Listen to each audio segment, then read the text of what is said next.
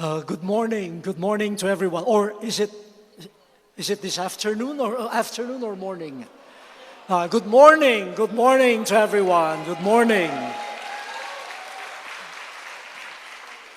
Magandang umaga po sa inyong lahat. Magandang umaga.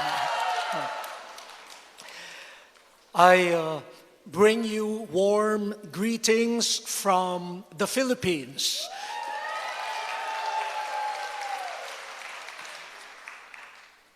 And I welcome you to this workshop on choosing life and Pope Francis's reflections on the throwaway culture. So why no applause?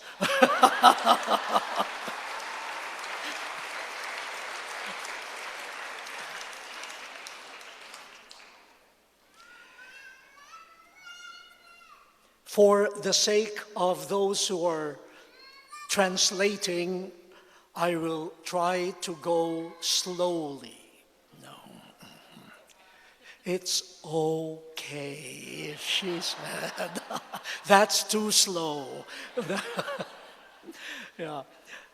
So my presentation will attempt, I don't know whether I will be successful, will attempt to bring together two major writings of Pope Francis. One is Laudato Si, on the care for our common home, and Amoris Laetitia, on love in the family. Many people talk about Amoris Laetitia as an exhortation on the family. That's not wrong, but it is incomplete. It is about love. Love in the family. And that makes a lot of difference. How you read the exhortation and what we could pick up from the exhortation.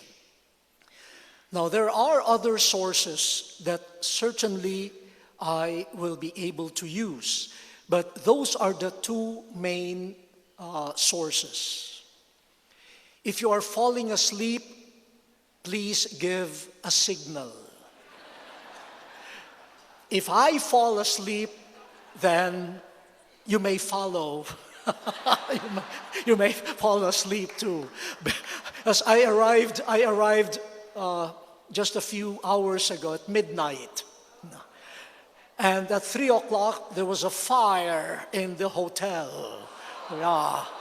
So we had to be evacuated. So I had only 1 hour of sleep.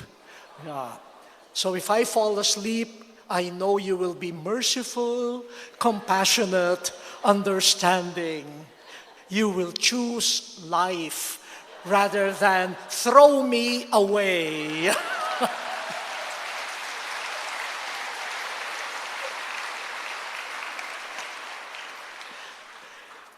Okay. For the first part of my talk, I would like to answer the question, is the expression throwaway culture original to Pope Francis? Was he the one who invented it? Because almost immediately after his election to the papal ministry, he already started talking about the culture of today as a throwaway culture. A culture where many things and even people and values are disposable. Throwaway culture. So I did a bit of research for this conference. And I am thankful to the organizers of this conference for assigning me this topic. It forced me to do some research. Are there delegates from Canada here, from Canada. Well, congratulations. The main material that I used, or I will use for this first part, comes from Canada, from Edmonton, Alberta, Canada. Wow. So thanks to the Canadians for this wonderful contribution. The name of the author is K.A. Harmer. But he does not do harm. he has done a lot of good in this article. He traces the history of what we today call the throwaway culture.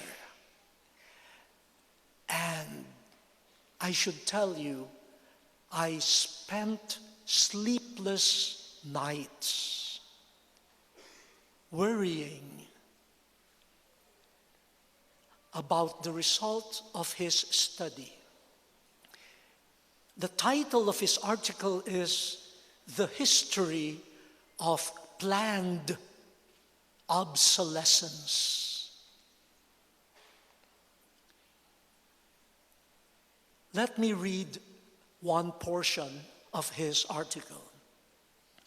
Planned obsolescence exists when products are designed to break down prematurely,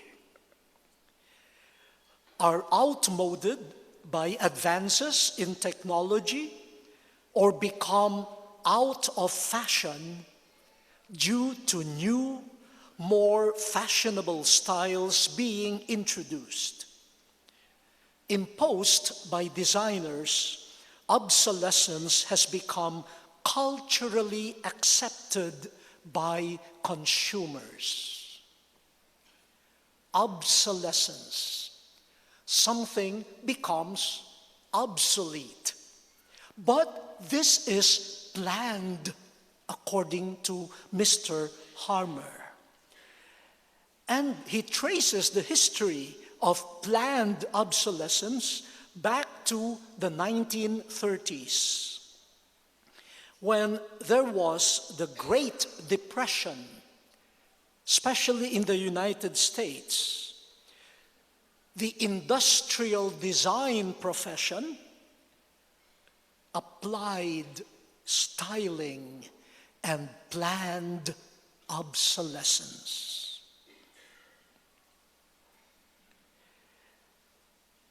They encouraged people to buy and buy by making them feel that what they have is already obsolete.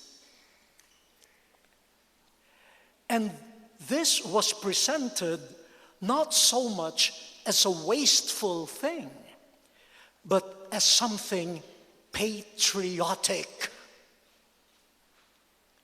If you love your country, buy this new model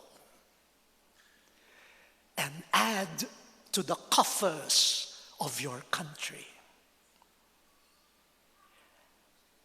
And it helped, especially the automobile industry. According to one automobile manufacturing company, the name of which I will not mention, the policy was organized creation of dissatisfaction. Wow. Huh? And this is deliberate. Organize it. Make people feel dissatisfied. How?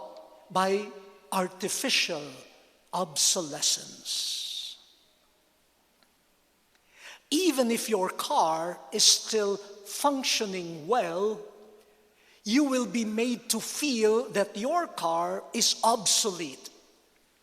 And then you experience the need to replace it, to buy something new.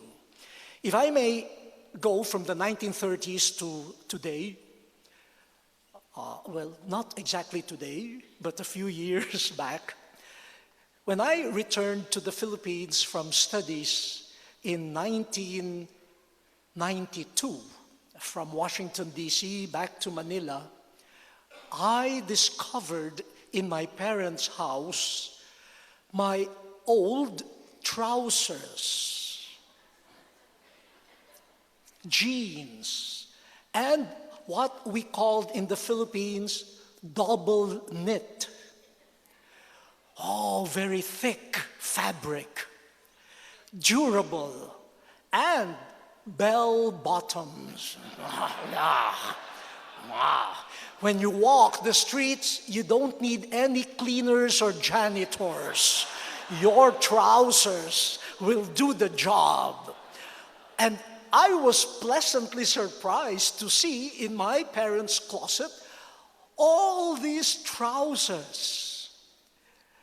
And I thought to myself, they could last until the second coming of Christ.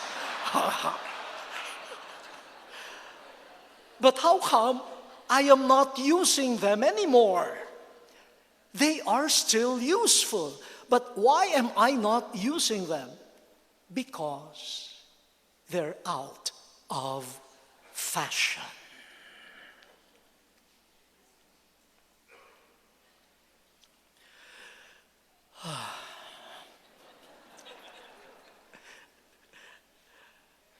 So when this method or pedagogy moved from the automobile industry into consumer product design, then we can say it has penetrated culture. The throwaway attitude moved from the economy to culture. It has influenced mindsets, values, priorities, ways of looking at creation and at persons, human beings.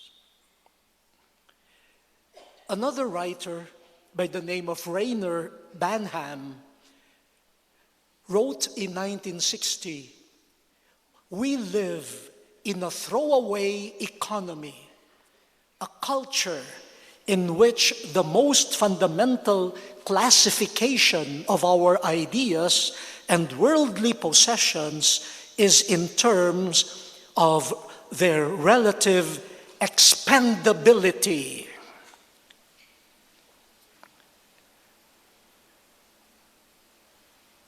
So you determine who or what is expendable. And the whole industry plans it that way.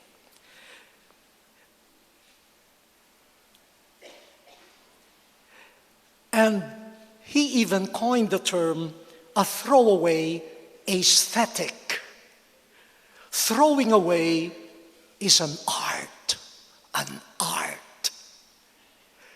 Throwing away has become a thing of beauty rather than wastefulness. I feel like breathing deeply.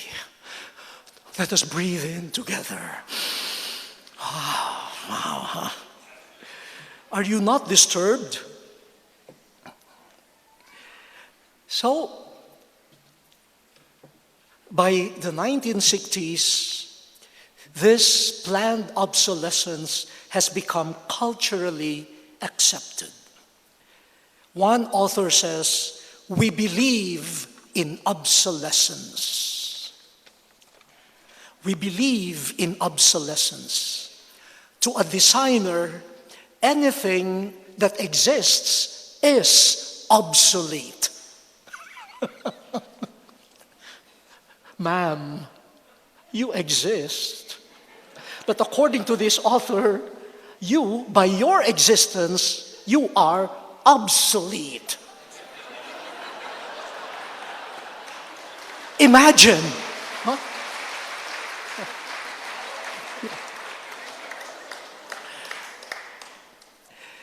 And they say that as a process, obsolescence is wealth producing. It is not wasteful. What we need is more obsolescence, not less obsolescence. So this author is saying we need more to throw away. If we are not throwing away anything or anyone, something is wrong with us. It is good that in 1970, probably most of you have been born already in 1970, Alvin Toffler released the book Future Shock. And he suggested that the change in modern society was proceeding at an ever more rapid pace. And this was exemplified by the rapid turnover of throwaway items, of rented goods and commodities designed for almost instant death. Something is produced so that it will die instantly.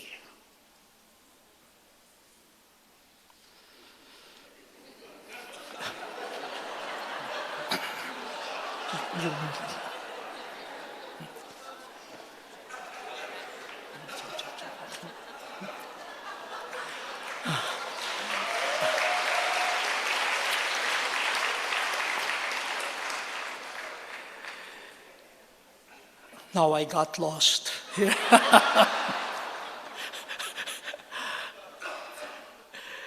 Much later, in the 1980s, we see the birth of social and environmental responsibility.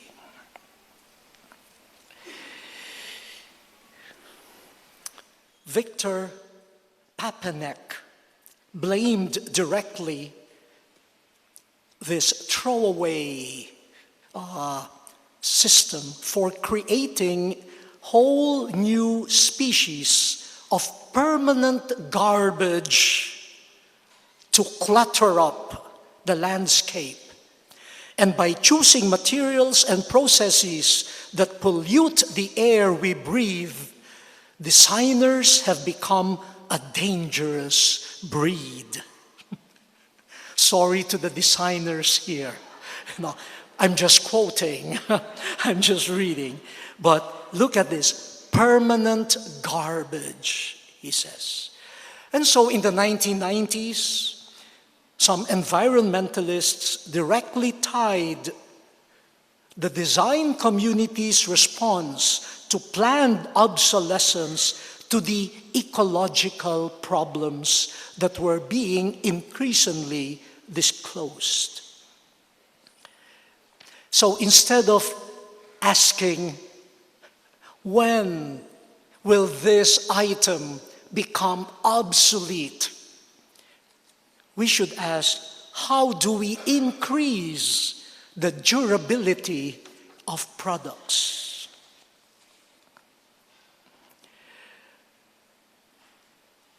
Designers generally acknowledged that consumers have culturally integrated planned obsolescence into their lives. I think we need to do some examination of conscience here. Do we belong to those people who have already accepted, unwittingly, planned obsolescence as part of our lives, of our mentality, of our culture?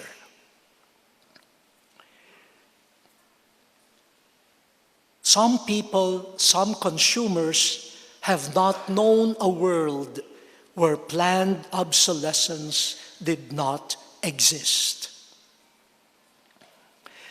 And so the call now, not only of Pope Francis, but of some designers, business people, environmentalists is to review the business model and to review the culture that it has created, where obsolescence is planned, and look at the effects. The image of increasing and permanent garbage that does not have to exist, but because we created it, and then it has an impact, negative impact on our health, on our well-being, and even on our cultures. Now, designers are being asked to contribute not to planned obsolescence, but to the future of the natural environment, a more sustainable future.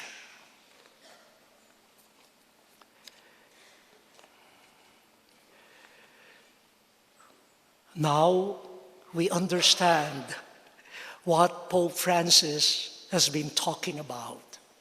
If there is something that must be thrown away, it is the throwaway culture.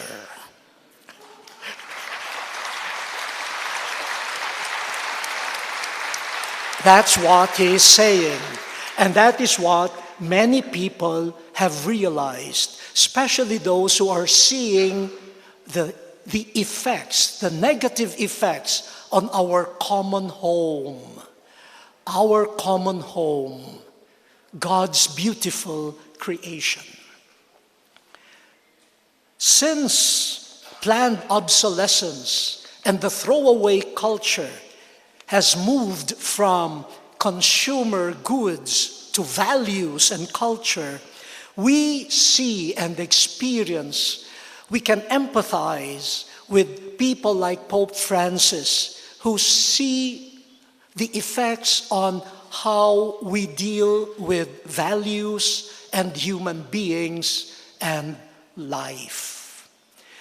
If the throwaway culture has penetrated our mentalities, we might not realize that even in front or before your spouse, you are already thinking, when will she become obsolete?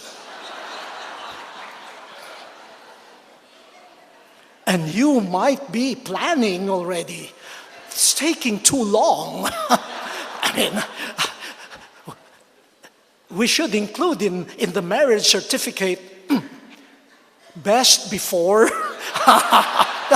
2025. And it's already 2026.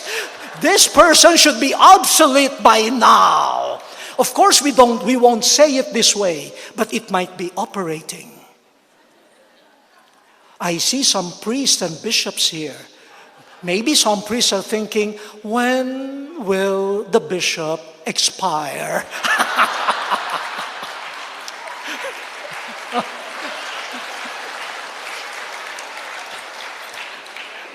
And they do not know that the bishop is thinking the same way. That when will this priest get expired? And we were laughing at it, but it has serious consequences. And here I move to the second part of my sharing. Are you still awake? I was afraid that by going through this historical review that you might get bored, but yeah, I trust in you. You said yes, so I will continue. Yeah. So Pope Francis issued this encyclical entitled Laudato Si on caring for our common home. But here he insists on what we call integral ecology. It is the blending, the necessary blending between environmental ecology that must be our concern, and one force that destroys the environment is the throwaway culture. But he insists that true environmental ecology must include human ecology, caring for human beings. In fact, when we go to mentalities, when we go to cultures, those two are really interconnected. So he calls for integral ecology. We should not choose between just the environment and human beings. We need to take care of both by reviewing our mentalities and our cultures. In Laudato Si, he decries the throwaway culture that has as one of its victims human life, human persons, beginning with the family. So here, blending Laudato Si and Amoris Laetitia, I will briefly lead you to 3 points. First, we need to recover the sense of person. Person. This is one contribution of Christianity to civilization, the notion of person. When we go to the Trinity, one God in 3 persons, we do not say one God in 3 individuals. They are persons. If they are individuals, we will have 3 gods. But because they are persons, they remain one God. And a person is relational. An individual is isolated. A person finds one's identity, true identity, in relationship. Whereas the individualistic world fools us to find our identity by separating ourselves from the others. But that is the best way not to find who we truly are. We are created in God's image. And if God is a person, then we are also persons. We find who we are in our relationship with one another. May I know who among you are fathers? Good. You are called father because you have a relationship with a son or daughter. How many of you are husbands? Oh, there are more husbands than fathers. Which might happen, yes. You are a husband because you are related to a wife. But if you don't have a son or a daughter, you are not called father. Your identity comes from that relationship. How many of you are wives? Oh, many. How many of you are happy wives?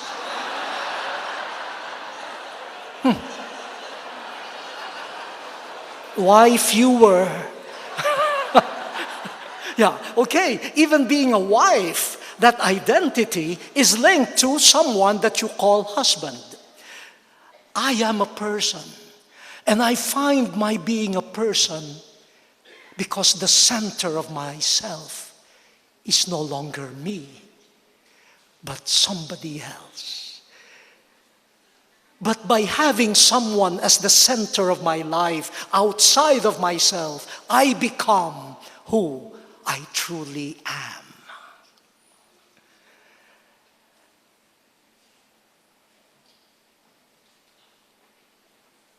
A child that has lost both parents must change the name. He or she will be called orphan. When the relationship is gone, you change your identity. Pope Francis, by extending integral ecology and bringing it to family life and love, invites us rediscover our being persons. We are connected, related to one another. We should get out of the trap of individualism. For individualism will lead us to throw anything and anyone that is not connected with us. We are created persons, related to God, related to one another, related to society, related to the whole of creation. And by the throwaway culture, we are denying our relation with one another. We lose the sense of the giftedness of others to me. Just to give you an example, you see this watch? I won't tell you the brand, but this was given to me by my parents in 1973.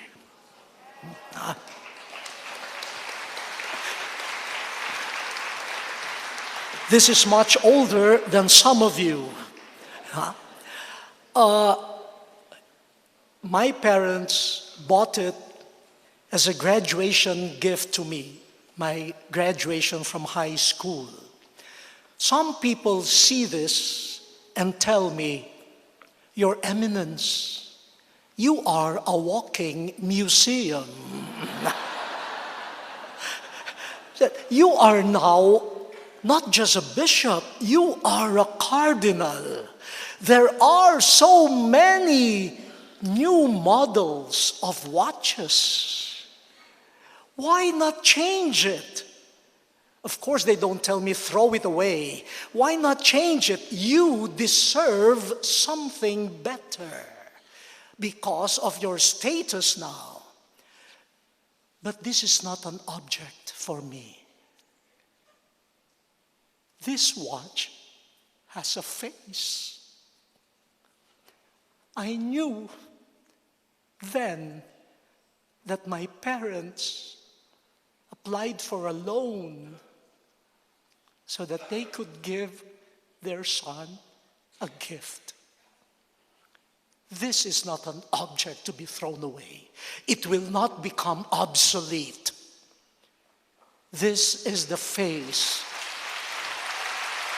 of the love of parents.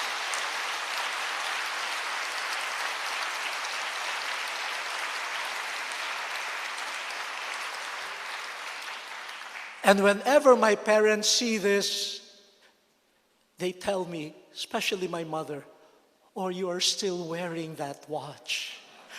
I said, "Yes, there's no reason to part from it." And on Sunday, my parents will celebrate their 62nd wedding anniversary.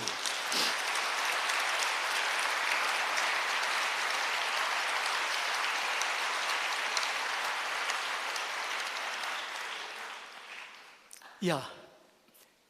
Is it an object or is it related to us because persons are behind it?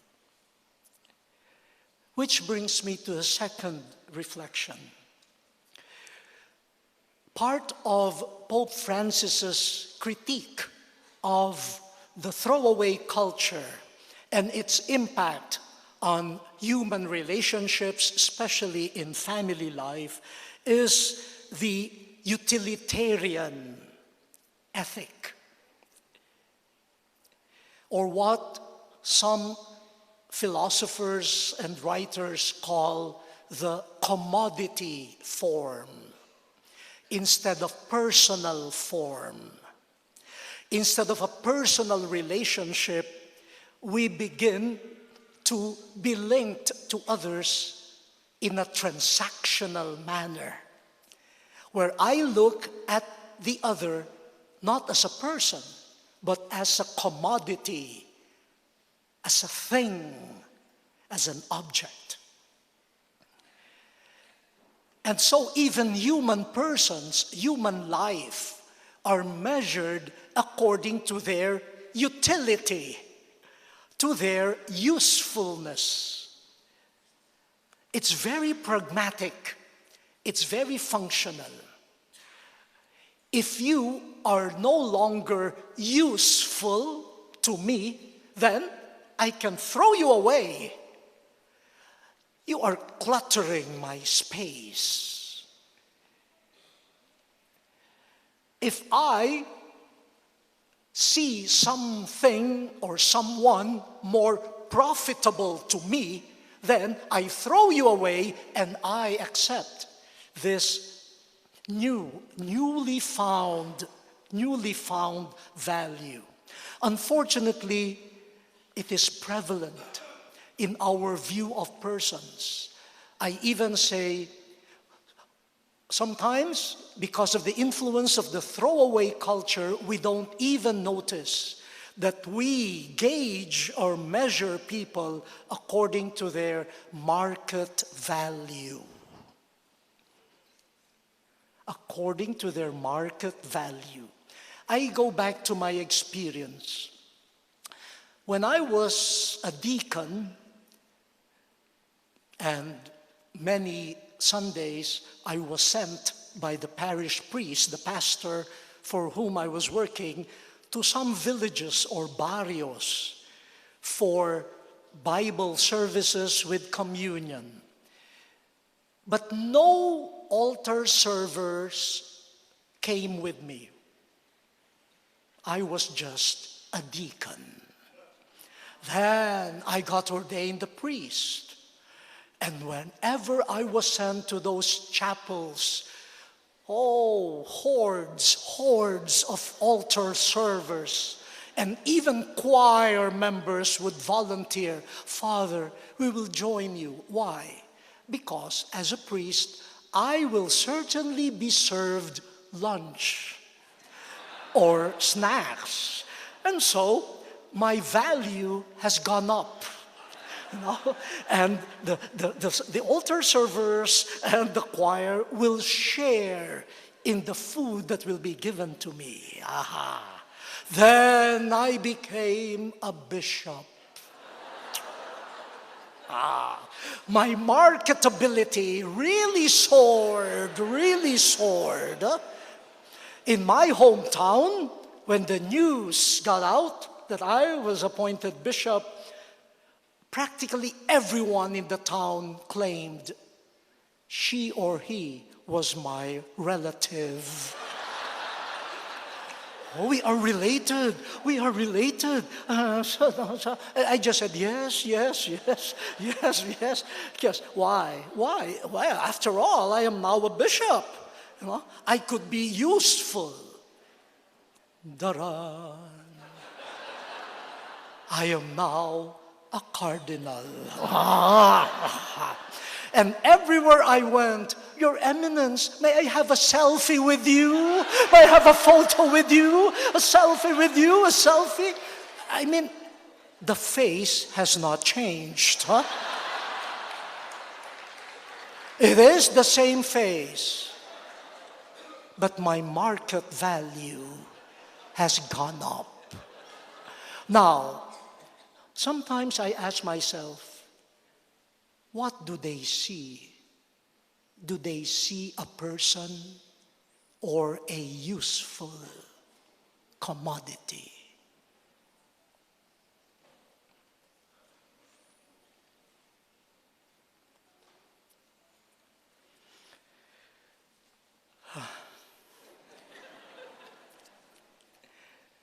And so Pope Francis, in both letters, identified those that this utilitarian culture that tends to throw away, those that this culture has decided to be useless or would pose some difficulties or inconvenience, and so they could be discarded.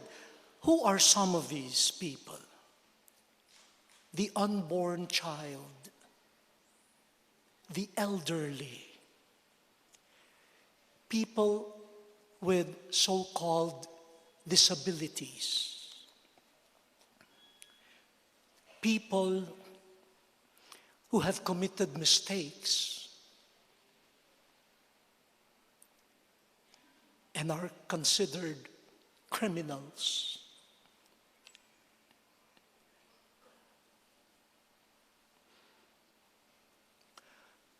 People who are being trafficked, whose needs are turned into business.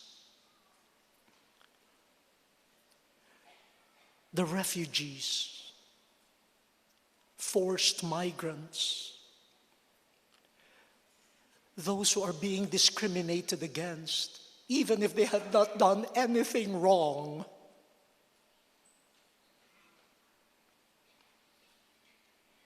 Cultures that are being discarded just because they are old-fashioned.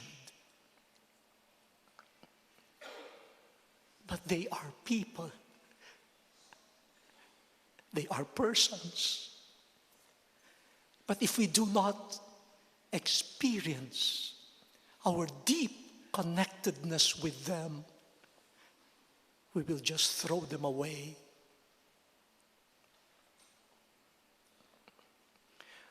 As President of Caritas International, I go around visiting refugee camps. I visited one in Greece, near the border with Macedonia. And I heard that some bus drivers would charge more if the passenger is a refugee. They know that these people are in dire need to get to the border. And so said, okay, you want to go to the border? Pay me $25, even if the regular fare is only $5.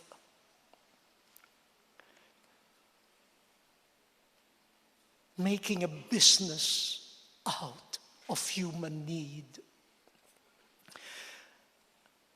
But it's also good.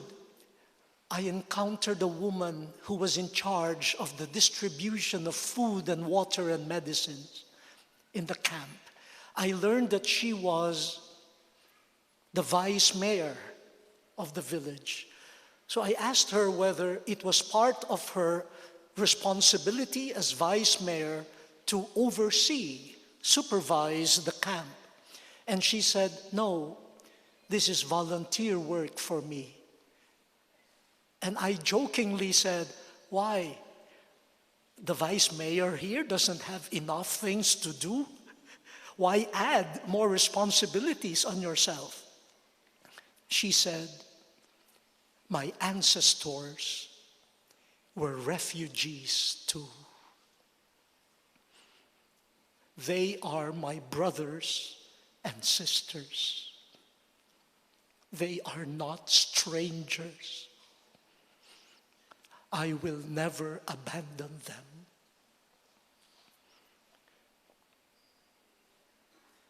In the eyes of distant observers, they are a menace. They are a threat. But for people who have maintained the personal link, they are brothers and sisters.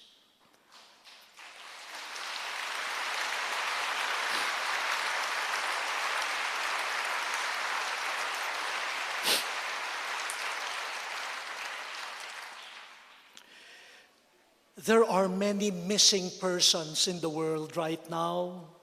The most dramatic are those who are kidnapped, sold, those who are killed arbitrarily. But even in day-to-day life, persons in front of us might disappear when we look at them as commodities and no longer as persons. Husbands, what do you see in your wife? Do you see a gift? No answer. Wives, what do you see in your husbands? A gift or a problem? We should ask that. How do we view persons? Have they disappeared as persons and have become commodities?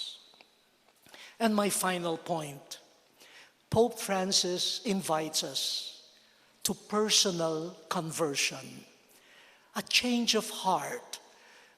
We must be honest. We must be courageous in admitting we have been influenced by this utilitarian, throwaway culture. Having admitted that, then we go again to the roots of our spirituality, the Bible, Jesus Christ, the witness of many families, the witness of saints. We focus on relationships rather than on utility.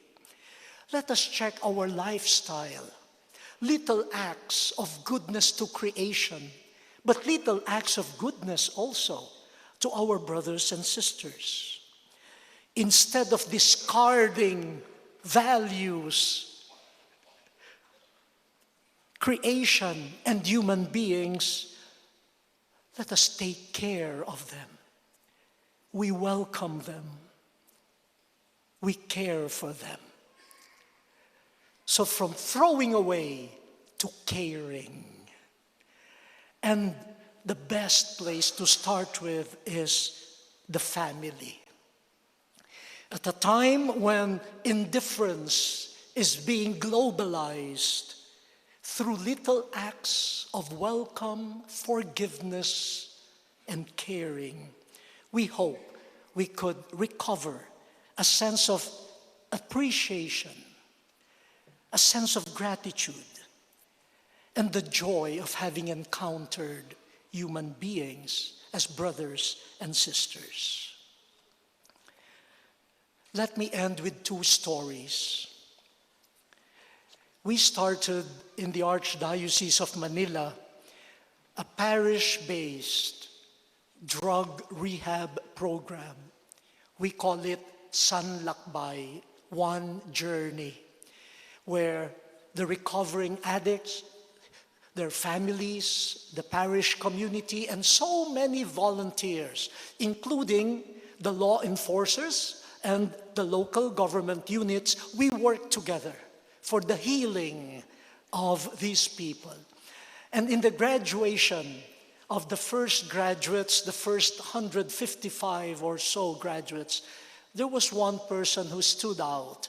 His name is George. He said that he felt like trash because of his mistake. And he knew that he had inflicted pain on his family. But then he was grateful to this program where a community worked together, treated him as a person, restored his dignity and worth. And he said, God has found me again. And last month I met him in a conference like this. He approached me and said, "Your Eminence, every time I see you, I feel like crying." And I told him, "George, every time I see you, I also feel like crying." And so we hugged each other and we cried. Then I asked him, "What are you doing in this Congress?"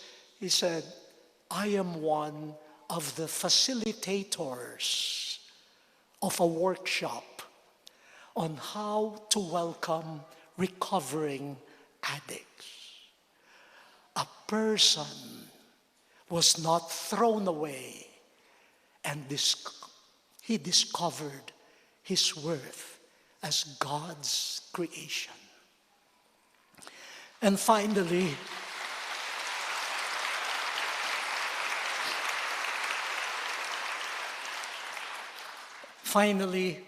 in one summer camp for the youth, I gave a 30-minute talk on finding one's purpose in life. It was really a vocation campaign, but we did not use the word vocation. No one might come. And so we just said, finding one's direction in life or purpose in life. Oh, thousands came. So I gave a talk, and after the talk, we opened the floor to questions.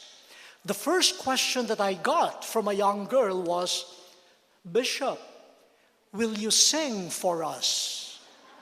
I said, nobody told me that I would sing. I should have prepared. But I said, "Oh, please, ask sensible questions related to the topic." And yeah, difficult questions came. Then one boy raised his hand and said, "Bishop, will you sing for us?" I said, "Look, I will start singing a popular song that everyone knows, and we sing together." And that happened. After the song, after the singing, they came to ask for a blessing. You know, the Filipino way, they wanted to kiss my hand. And some asked for selfies, Some asked for autographs on their Bibles, and some on their T-shirts, on their shirts. So I said, "Bishop, please sign here, here. Bishop, please sign here, here." So as this was going on, I was having some self-doubt. What do they see in me? Do they see a bishop? Am I comporting myself with dignity? What do they see in me? Do they see a celebrity? Do they see an actor? Do they see a singer? What do they see in me? The answer came a year later in a similar youth camp. One boy approached me and said, "Last year, you signed my shirt." I said, "Oh yes, I remember that, last year. So you are one of those boys and girls who asked for my autograph." And he said, "Yes, and I have not washed that shirt." I said, "Eek." A year later, he has not washed it. And then he said, "But every night I fold it and I put it under my pillow. I have not seen my father in years. He is a migrant worker. But with that shirt under my pillow, I know I belong to a family, and I have a father in you."